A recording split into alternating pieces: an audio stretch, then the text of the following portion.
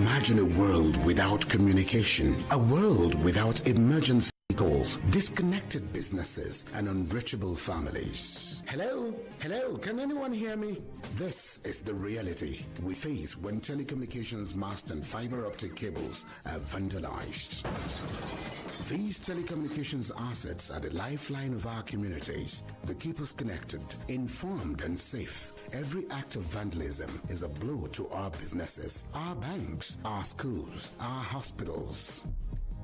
Let's stand together. Let's protect our networks. Dial 622 from any network or send an email protect@ncc.gov.ng to report any suspicious activity around telecommunications infrastructure. Our connection, our responsibility. This message is brought to you by the Mobile Network Operators and Telcos in collaboration with Nigerian Communications Commission. Learn boss-level gameplay on YouTube with MTN YouTube Buffet Bundle. Binge your favorite gameplays till you master every move. Enjoy play-along clips with your faves and challenge runs like never before till you become the numero uno of gaming. See more, be more, spend less. Get over 4 hours of YouTube streaming for just 250 Naira or 10 hours for 600 Naira on the MTN YouTube Buffet Bundle. Dial *312*800# to start today and go make a difference.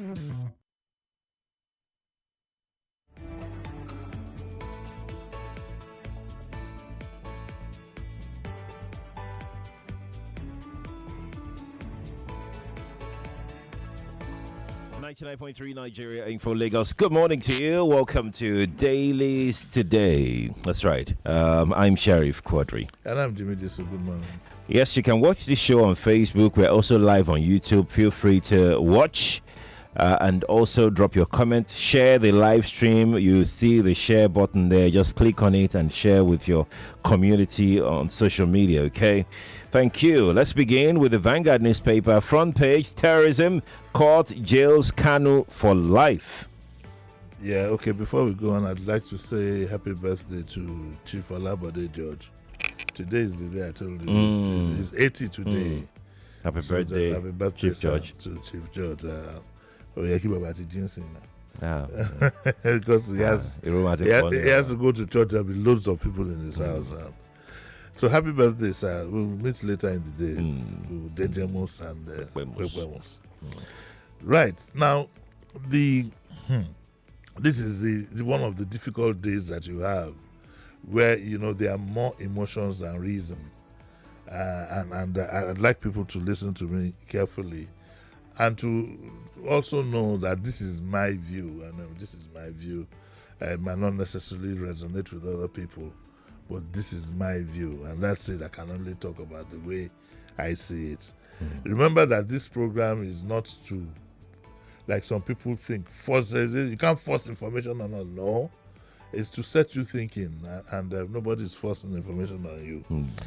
Now, yesterday, of course, by the time I left the studio here, I was on the TV till the judgment was given, and in between. First thing first, there are two sides to Kanu's case. There are two Kanu's to Kanu case. There's a legal and there's a political. I have been told by many lawyers, sons and whatever, my dad, have lawyers, I'm surrounded by lawyers, that cases are determined by the facts that are presented, not by the sentiments that are attached to it. So when I heard criticism this morning, some people blaming the judge for this and blaming the judge for that, I said to myself, here we go again. I cannot let me give you the details. It's to forfeit the Biafran radio transmitter to the federal government. It says the judge said that his broadcast incited killings, destructions, justice in Nigeria, not for South East. That's what Abaribe has said. Indigbo imprisoned for life, says ex-Senate President Wabara. Nigeria has different laws for South East Igbo women, and there is a double standard. Oh no. Now, let me go to the legal.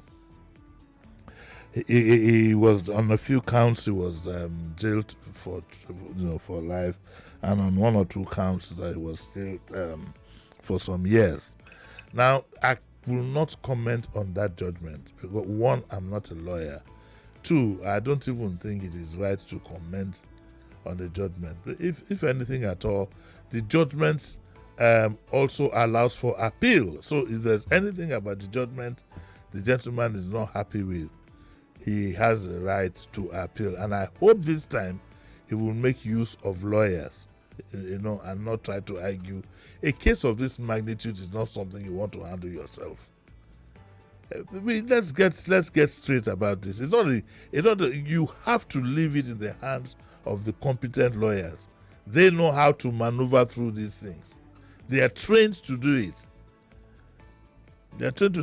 So I hope he will go on appeal. I advise that he does so, and he should let his seasoned lawyers handle his case. So I can't comment on the judgment because I'm not a lawyer. I don't know the way these things go, but generally, I would say that I had my fears when the judgment was being read initially. I thought it might end up on the death row. So I was a bit relieved, or greatly relieved rather, when it ended with life imprisonment. So that's as far as God knows. Politically, what this has done is, now that the legal part of it has ended, the political section can now set in. So instead of us we should just stay calm and see, how far this is going to go. I too have my reservations about how these cases like this have been handled in different sections. We know the one of the South, who have become kings of the road today. We know what's going on in the north with the Boko Haram and various programs and so on and so forth. But I say almost authoritatively that from my own investigations, the bulk of the problem that Nnamdi Kanu has politically are the political leaders in the East. Because there is a fear that if this guy is released, he will become the lord of the manor. There is that fear. Forget what they say politically. They talk to people privately. We get to hear of these things. So it's important that we know this. I think it's an unfortunate incident. Don't get me wrong. I'm not happy that he's in jail. But there are lessons to be learnt all around.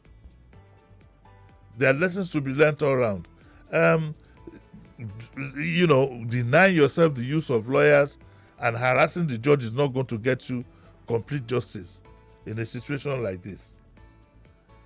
So I'd say that now that we have put the judicial side of things aside, I think that there should be a push for a political solution, and there jolly well might be. I didn't even know, Sheriff, that the case had almost got to an end. I was surprised when yesterday I saw judgment. This case, I didn't know. It had been long for a very, very long time, but I didn't know that it had gotten almost to an end. So that is where we are. We'd like everybody to please try and stay calm. Let me read again the details. It says that Justice Omotosho, in his judgment, found Kanu guilty on all 7 count terrorism charges. Okay, the federal government stand against him. He held that the proof of evidence established that the defendant had, in his separatist agitation for Biafra, made a series of illegal radio broadcasts that incited violence and killings across the country. So he was handed a life sentence on counts 1, 4, 5, and 6 of charges. He received a 20-year jail term on count 3 and a 5-year term on count 7 without the option of fine. Listen to this. This is very, very instructive. He said, Justice Omotosho said his decision not to give the maximum death penalty prescribed by the law was in deference to a biblical injunction that required him to show mercy. Because if you are found guilty of the laws of some of the charges against him, it's death. So he said, he stressed that the convict was not only cocky and arrogant, but had repeatedly misbehaved throughout the trial, which had suffered a series of delays since 2015 when the file was filed. So the court case itself took how many years? 10. Yes, 10 years. 10 years. And he said that the sentences should run concurrently. The court held that in view of the defendant's tendency for violence, he should be kept in protective custody in any correctional center apart from the one in Kuje, Abuja, which means that if he's going to be in prison, he'll be isolated. He'll be isolated and so on and so forth. So that is where we, that is the much I can say about that. I'd like people to, let all of us, let us cool down. There is if there's going to be any pressure at all, is to put the pressure now on. Okay, let us now have the political situation to the problem at hand. How should the president approach this? Should he approach it at all? Well, in view of balancing, it's worth looking at. But I can assure you, Sheriff, let me be very honest with you, it's the political leaders in the East that will do him in. Imagine a Nnamdi Kanu outside free. A lot of the political leadership will collapse. Yes. A lot of Kanu's case, apart from the fact of his temper, his temperament and whatever, the other issue is the political leaders in the East and the political elite. You understand? They are the ones who they don't want the situation where, because he's going to be dictating to everybody where to go and what to do. Does that help his case? It doesn't. That's what has made it very complex. That's what has made it very complex, and that's essentially that's what whether you like it or not, he's a man of immense influence amongst his people. And when you are in that kind of position, and you have the kind of temperament that he has, then there's a problem. What's the probability of another, in quotes now, Nnamdi Kanu popping up just the way Simon Ekpa did? They don't crop up like that. Usually, there are flashes in the pan. They come, there can't be two Nnamdi Kanus in the East. So maybe the question you want to ask me is, how do you think the rest of IPOB will react? No. I asked that question very, very intentionally. But there's nobody in the horizon. The moment Nnamdi Kanu was incarcerated, was detained, Simon Ekpa popped up. And he continued from, maybe he even started his own thing entirely on his own. But he was rejected by IPOB. And it was, he was, but some people have said that could just be a media play. Remember also, because he had influence as well, because he also dished out orders. But remember also, at one time we had Masob. Yes. And I think maybe some negotiations were made with him, and he piped down. Simon Ekpa thought he was in a comfort zone. Okay, he didn't understand international politics. I think generally, if people want to be agitators, if they want to, which is good, but you must understand the terrain. You must understand the terrain. Even amongst IPOB, Kanu was already becoming controversial. Don't forget that IPOB transcends, it's not just within Nigeria. That's true. Yes, it was already becoming controversial, and it's a whole complex thing. But I think that the less emotional people are, the better they will feel with themselves to understand what's going on. Okay, all right. Let's quickly move on to our next story, actually. This is page 6 of the Vanguard newspaper. So I saw this story yesterday. Awolowo's grandson Segun dies at 62. Yeah, it was quite sad. The family have made an announcement. Segun Awolowo at 62 died. He had been ill, and of course you know that his mom is also Mrs. Abba Folawiyo. That's his mom, And so may his soul rest in peace. He's the only child of his mom. And that makes it, yesterday was a day of a lot of sorrow. I never met the gentleman, but I had some respect for him. He carried himself well. He was a government official, I think, till he died. I don't know if he had retired. He was working in he was working in this government agency. Is it NEPSA or one of these government agencies? Let me see if it's written. Yeah, no, it's not there. But may his soul rest in peace. That's the male part of a dynasty gone from his grandfather to his father, now to him. I hope one of the children will pick up the whatever. May his soul rest in peace. Amen to that. Let's go to page 3 of the Vanguard. U.S. Congress highlights alleged Christian genocide in Nigeria. Yes, that yesterday was so upsetting to watch television, and I watched my country on trial. It wasn't a palatable thing to watch at all. So the U.S. Congress had a hearing on the alleged Christian genocide in Nigeria. At some point, I switched off my TV and watched something else because you know these things again. They are emotional things, and sometimes it clouds reason. People, sometimes we don't look at these things critically. One phrase that kept cropping up yesterday, that this provides an opportunity. He provides, and I'm saying, an opportunity for who to do what? You know, I watched my country walk right bang into a situation set up for them. That's the feeling that I have. I'm not saying that these things are not there. Don't get me wrong. They are there. But they are there principally because of bad governance, bad leadership. And I thought we were just like a bunch of schoolboys who had been taken to see the headmaster. And they ran through us like a truck. That's where I look at these things. Yes, I don't know about it being genocide, but there are lots of killings, which naturally shouldn't be.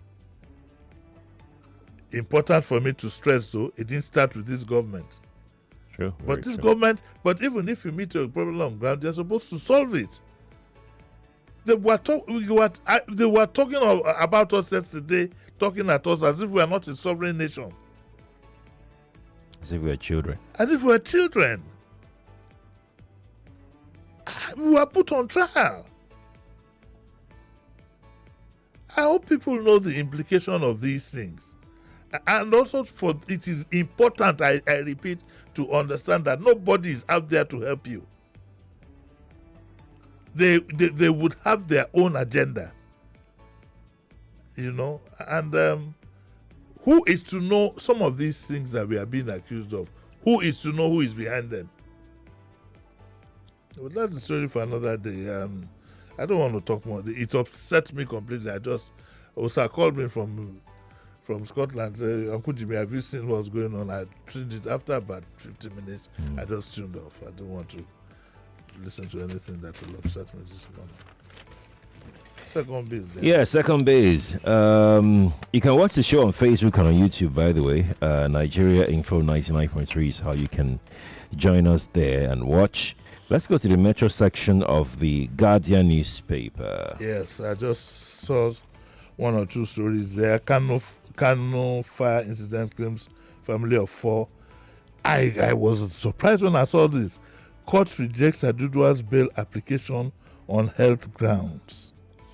You all know Fred Adudua.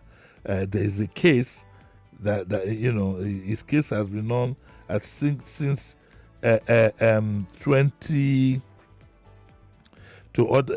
His case had been on. The same case had been on, I think, since 2005 or so, 2006 or thereabout. And it was 2005.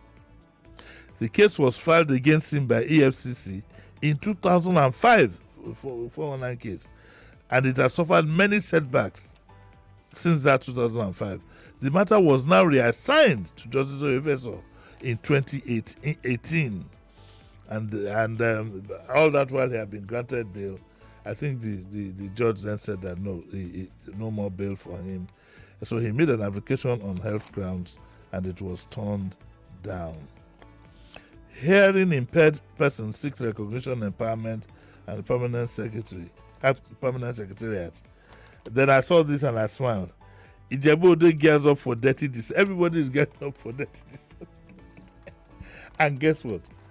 I think last year was a fluke. It might not hold the way we think it might this year, but we'll get there and see how it goes.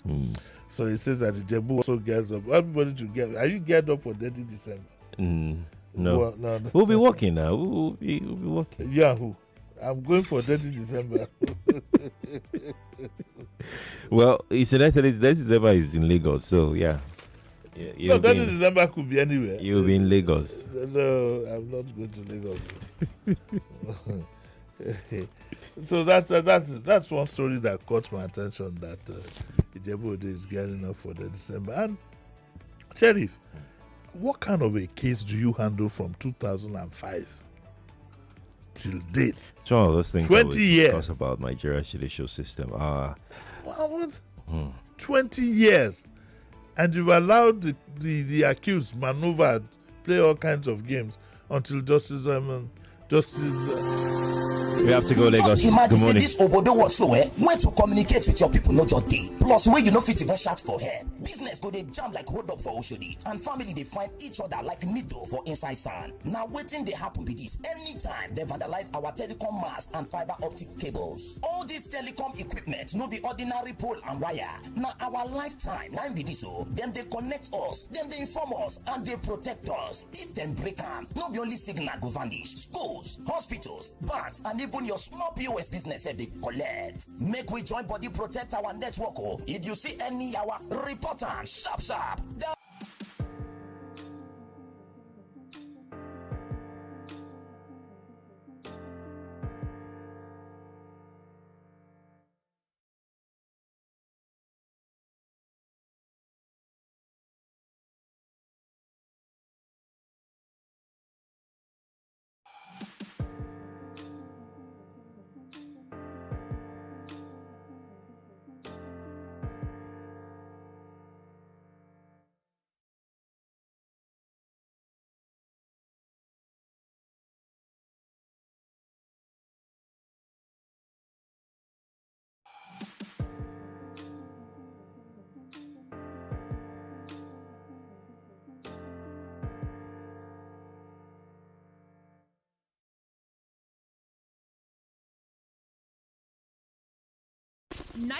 .3 Nigeria Info. We are more than just radio. Subscribe to our YouTube channel at Nigeria Info FM. Check us out on Facebook at Nigeria Info 99.3. Follow us on Twitter at Nigeria Info FM and on Instagram at Nigeria Info FM Lagos for live updates as it happens. 99.3 Nigeria Info. Let's talk.